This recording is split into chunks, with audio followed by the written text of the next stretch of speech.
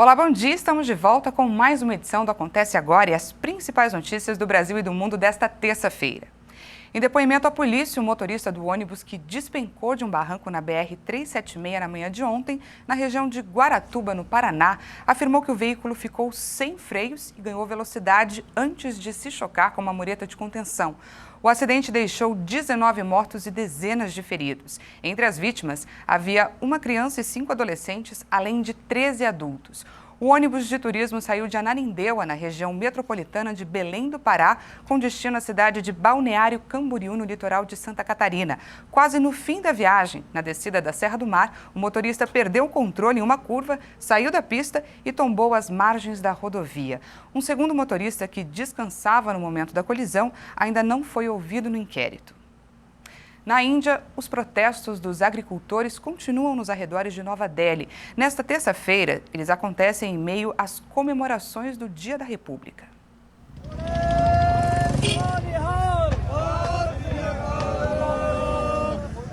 Milhares de fazendeiros indianos cruzaram as barreiras policiais para protestar em Nova Delhi, onde um desfile militar está previsto para celebrar o Dia da República. O governo havia autorizado a manifestação de dezenas de milhares de agricultores, desde que a parada militar não fosse interrompida. Os manifestantes se concentraram, porém, nas 3 principais vias de acesso à capital indiana, onde as forças de segurança tentaram bloquear o avanço com barreiras de contêineres e caminhões. Em 2 das 3 manifestações houve repressão com gás lacrimogêneo. Em um primeiro momento, o governo se opôs à marcha dos tratores no feriado nacional, chamando a mobilização de vergonha para a nação. Dezenas de milhares de fazendeiros acampam desde novembro nas principais portas de entrada de Nova Delhi para protestar contra as reformas que buscam a liberalização dos mercados agrícolas. E agora, falando sobre o coronavírus, o Brasil registrou mais de 26 mil novos casos em 24 horas e já a curva da média de mortes pela doença volta ao patamar de setembro, com mais de 1.050 óbitos por dia. O Brasil registrou mais 627 mortes por coronavírus em 24 horas e o total de vítimas chega a 217.664. Também foram confirmados mais 26.816 novos infectados pela doença de um dia para o outro. Com isso, o número de casos passa de 8.871.000 diagnósticos. A média móvel de mortes nos últimos 7 dias no Brasil foi de 1.052 óbitos a cada 24 horas. Esse é o mesmo patamar em que o Brasil estava em 29 de setembro. Já a média móvel de casos está acima de 50 mil desde 9 de janeiro. Dessa vez, foi de 51.375 novos infectados por dia. E na luta contra a pandemia, a campanha de vacinação no país já imunizou 732.620 pessoas contra a Covid-19. Agora vamos verificar a evolução da doença por estados. Podemos notar que as altas continuam em 5 deles: Amazonas, Goiás, Mato Grosso, Minas Gerais e Roraima. Outras 19 unidades da federação não tiveram muita variação no número de mortes. Estão em estabilidade: Acre, Alagoas, Bahia, Ceará, Distrito Federal, Espírito Santo, Maranhão, Mato Grosso do Sul, Pará, Paraíba, Pernambuco, Piauí, Rio de Janeiro, Rio Grande do Norte, Rondônia, Santa Catarina, São Paulo, Sergipe e Tocantins. Em queda dessa vez estão apenas 3 estados: Amapá, Paraná e Rio Grande do Sul. Vamos dar uma olhada na evolução da pandemia pelo mundo.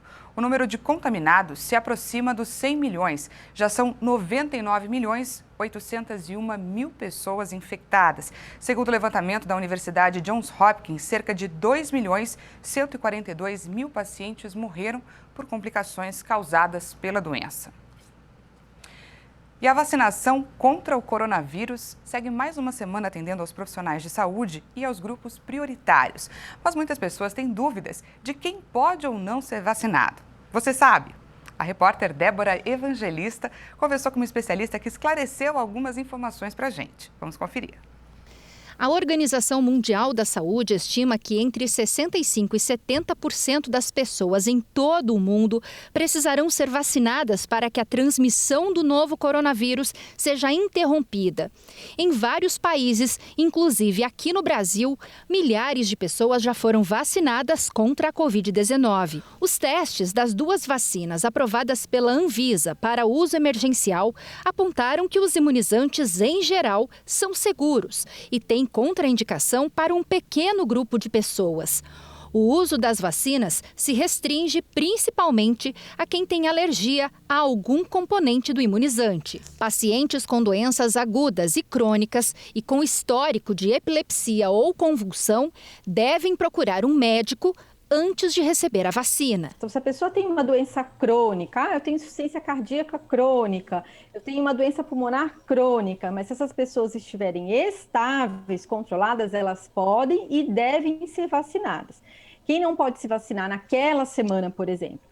Quem tiver com febre, né, no dia da vacinação, ou que alguma doença crônica dessa esteja descompensada, a pessoa tenha que ter ido no pronto-socorro, ou fez quimioterapia naquele dia, ou a pessoa com histórico de crise convulsiva ou de doença neurológica grave, aí essas pessoas, nesse momento, não vão ser vacinadas, né? Vai ser adiada a vacinação até uma outra reavaliação. Por enquanto, quem não deve ser vacinado são as gestantes e as mulheres que estão amamentando. E também os menores de 18 anos. Até o momento, esses 2 grupos não fizeram parte dos estudos, o que significa que a segurança e a eficácia das vacinas aprovadas pela Anvisa para uso emergencial aqui no Brasil não foram avaliadas entre as grávidas e lactantes e entre as crianças e os adolescentes. Por isso, os especialistas ainda não indicam a imunização. Essa indicação ou não de vacina nesse grupo gestantes e lactantes vai ficar a critério médico e aí vai ser uma decisão da mãe junto com o médico que acompanha e o risco ali de desenvolver coronavírus, o risco de infecção. Quem já teve Covid pode ser vacinado? Pode sim ser vacinado. Quem teve Covid deve ser vacinado.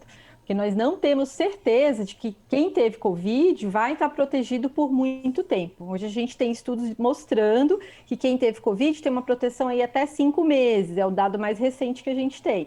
Então a vacina vai servir como um reforço para o sistema imunológico para produzir mais anticorpos de defesa para quem teve Covid. A única ressalva é que a gente vai ter que respeitar aí um intervalo entre ter tido a doença, ter tido, né, os sinais clínicos de Covid e a vacinação, que de um modo geral, quem teve Covid tem que esperar 1 mês para se vacinar. Mesmo com o início da vacinação, os especialistas afirmam que não é hora de relaxar com as medidas de prevenção. Usar máscara, lavar as mãos e manter o distanciamento social são as principais armas para evitar a disseminação do vírus. Além disso, ainda faltam muitos meses para que todos sejam vacinados contra a Covid-19.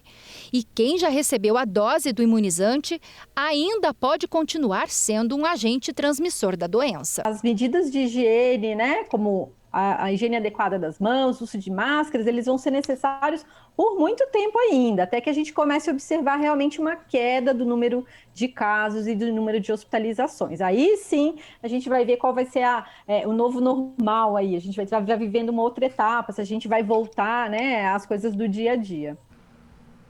Deu para esclarecer melhor, tirar um pouco as dúvidas? Mas é claro, é sempre bom entrar em contato com o seu médico, um profissional da saúde. Essa edição fica por aqui. Muito obrigada pela companhia. Um ótimo dia para você e a gente se encontra amanhã na edição das 10. Eu espero você. Até mais.